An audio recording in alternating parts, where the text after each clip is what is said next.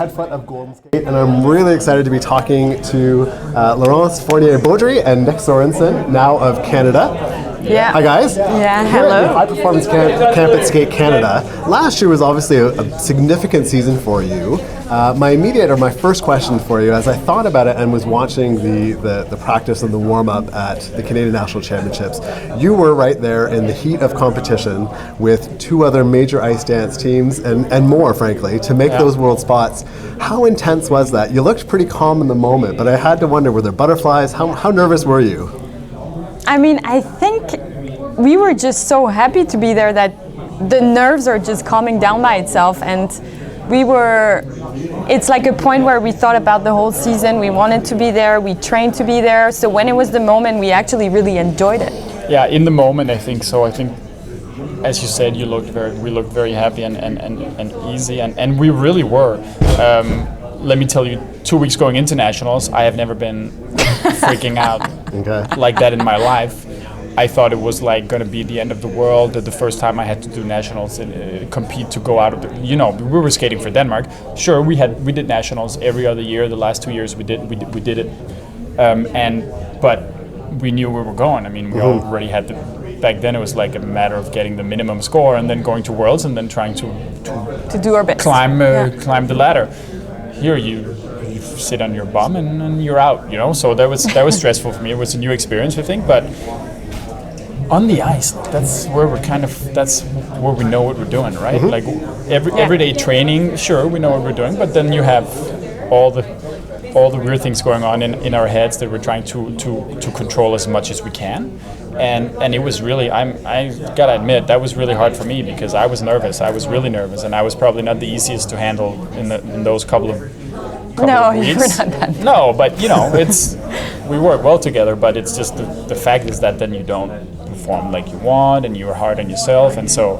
But finally, training every day with our approach, we made it happen, and we had a really good time. I mean, that is like the nicest event I've done in my career, I think. And actually, I've been really looking forward up to Caitlin and Andrew since I'm very young, and it was just amazing to be on the same ice as them and thinking, okay, now I'm there, I've made it up this far. So it was just a big realization. When Tess and Scott came to the rink and started training with us before we were skating for Canada, but just for both of us being on the ice with these guys that we've been, I mean, I'm almost the same age as them, but it was not the same at all. I mean, I was looking at Worlds, I was doing Junior Grand Prix with them, but they were winning and I was like 25th. Right, okay. Yeah. So it's been an amazing ride, and stepping right on the ice next to Piper and Paul and Caitlin and Andrew that have like a history of amazing results and amazing are programs. just great ice dancers and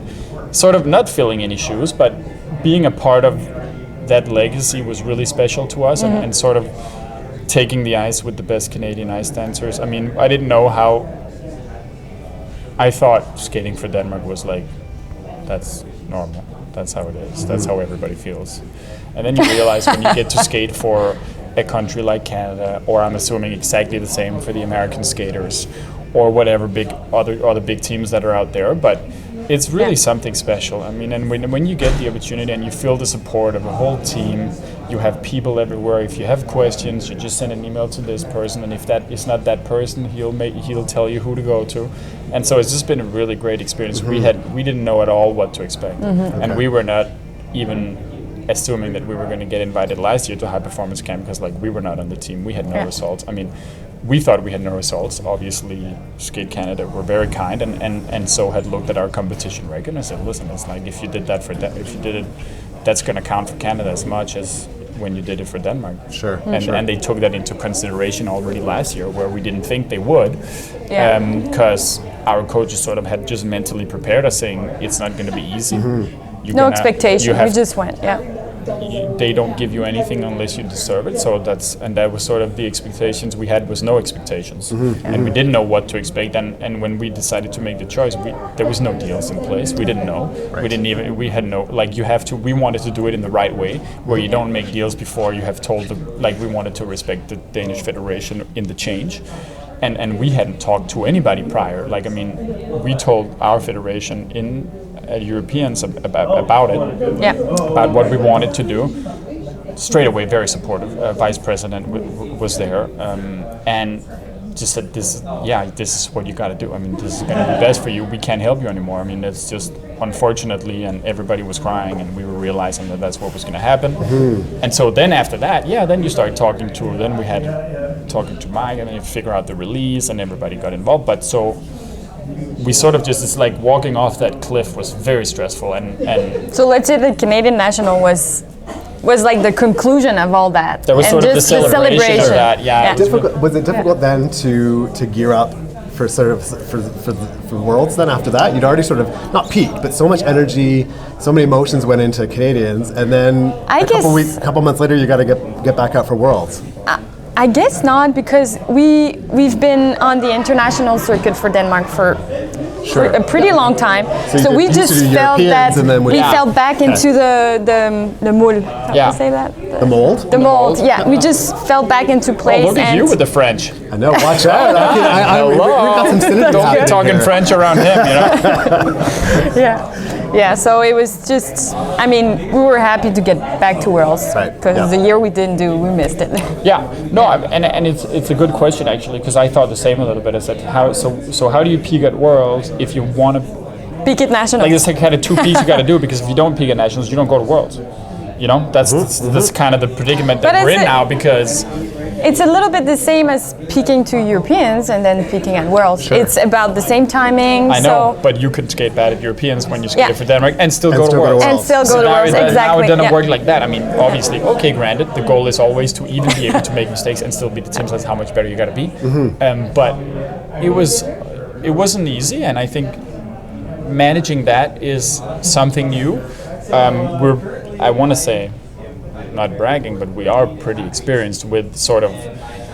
I thought it was going to be much more difficult actually training to get there, knowing we had no international competition the whole year, and taking it serious and looking at all our friends, Maddie and Sag going here, everybody going to competitions. We're surrounded by amazing skaters, and what we did, we sort of just adapted their rhythm. We thought we simulated we had a competition. Who's going to a competition, to an international competition? We're going to sectionals, and then train on their on train the same with that beat. Okay. Simulate the same periodization. Then challenge was next in the end of December, same time as Grand Prix final. So then trap mindset as we're in the final right now, and getting to these competitions, and actually those competitions were really cool to do. I know that people are like, why are you doing sectionals? Why are you doing challenge? I wouldn't put it past us doing challenge this year again. I mean, I really enjoyed the experience. It's a big competition. You go out there.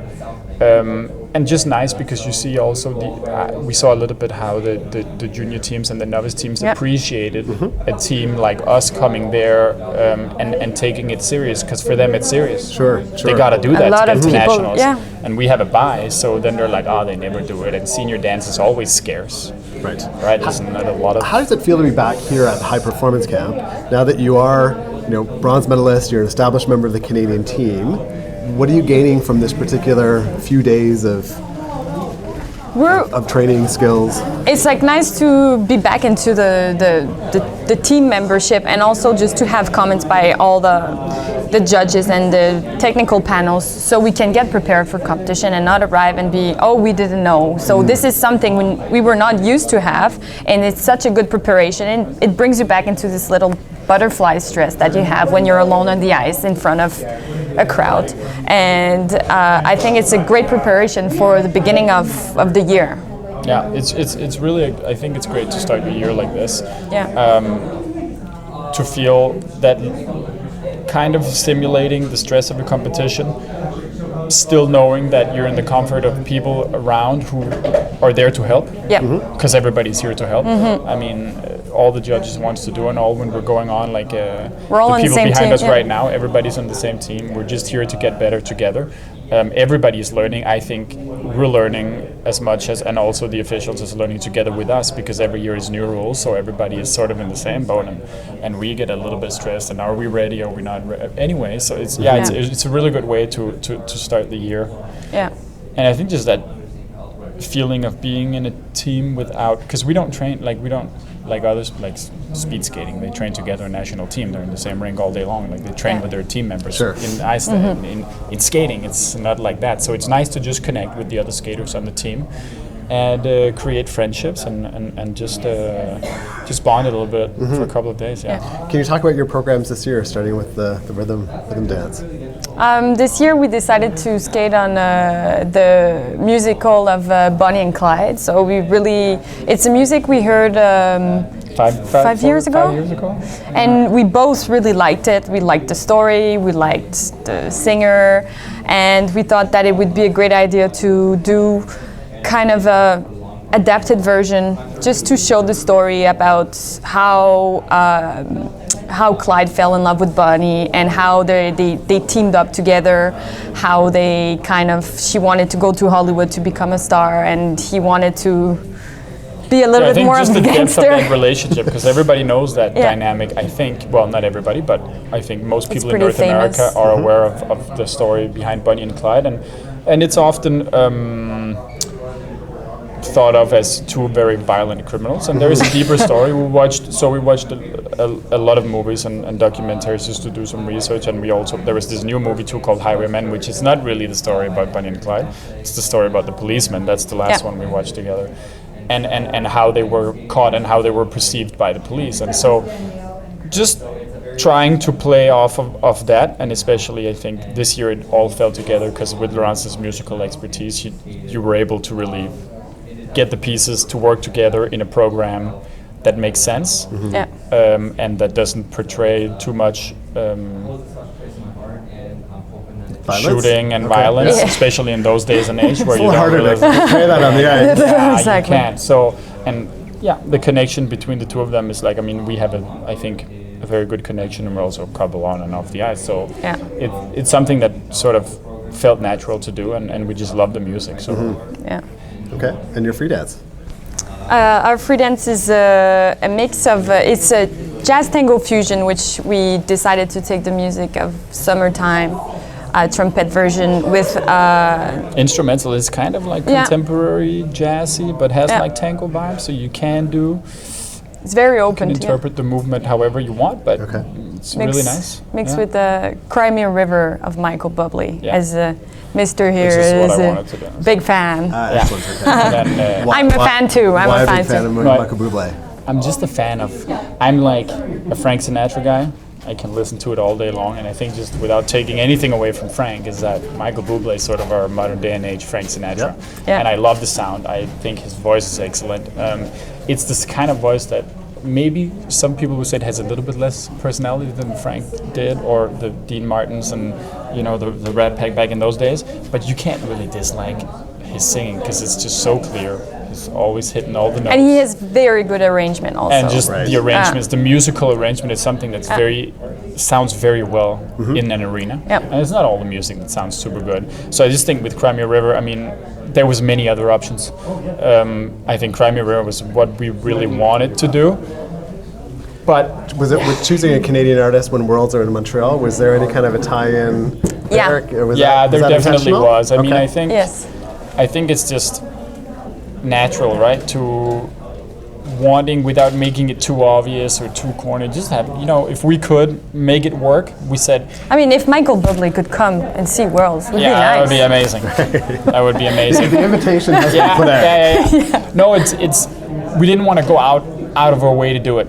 We didn't want to get an uncomfortable music choice just because it had to be Canadian. Right. I mean, there's many amazing Canadian artists, but sort of Michael Bublé, I've been wanting to skate on it for a long time. We've done we've done 2 Frank Sinatra programs in the past, and I don't think we can do any more. I could skate on it every year if I wanted to. Laurence couldn't. I'm pretty sure we had a short that's in the free dance back in the day. But it was just natural, right? Yeah. Last question, your goals for this season as you compete for the second season for Canada? Can I start? Yeah, go. So I think as a professional athlete, even though I think they call it amateur. Anyway, amateur. Professional. I think our goal is always to win.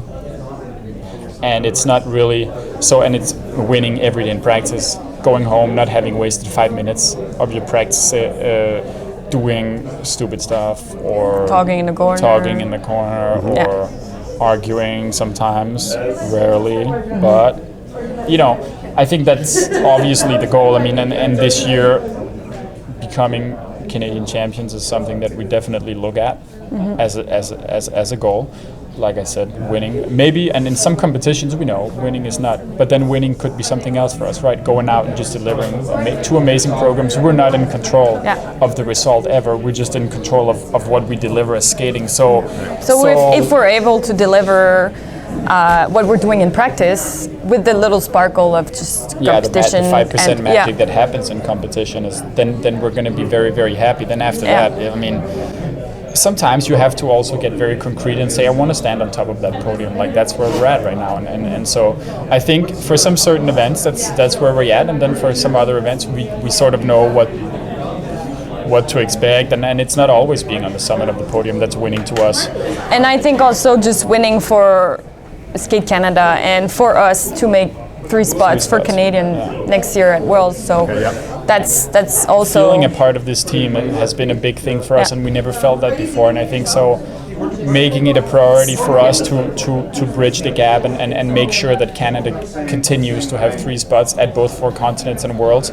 I believe we have really good figure skater. We're a great team, and I think we can definitely I wouldn't take make it. It's not like a responsibility, but it's definitely something that if we can be instrumental in making that happen, that's something that we really want to do. And because it will be, it's sort of, you know, we don't have Tess and Scott this year, we don't have Caitlin and Andrew this year, and I mean, Piper and Paul has been always into the top 5-ish, and we're just moving in there, but you've got to push a little bit, right? It's 2 spots have to add to 13 or less, so we gotta. So you have to move up from 10. We gotta get. Everyone's Well, got I to move mean, up a little bit. and I'm sure that's possible. That's possible, but it's just it's like a parenthesis behind next to our own goals. This is sort of something that we just would like to do, and I think it's just out of solidarity and really feeling that team spirit that we have felt ever since coming to Canada and being adopted by all these amazing people. I think it's something that would be nice, and for all the junior teams that are moving up in senior, that you know, it takes time in dance to climb that ladder, and so we got to buy a little bit of time for the next couple of years, where we keep just so the third team and the second team can get exposure, you know, and we can keep bringing 3 peoples to Worlds, and remind the people out there that there is 3 teams that are good enough to go to Worlds in Canada. Okay. So Laurence, Nick, thanks so much for talking about Thank today. you. Best of luck as you enter this winning season. I hope it is on the top of the summit for you at each event. But fingers crossed. Whatever winning means to you, as you said. Best of luck this season. Thank you. Thank you so much. Thank you. Thank you.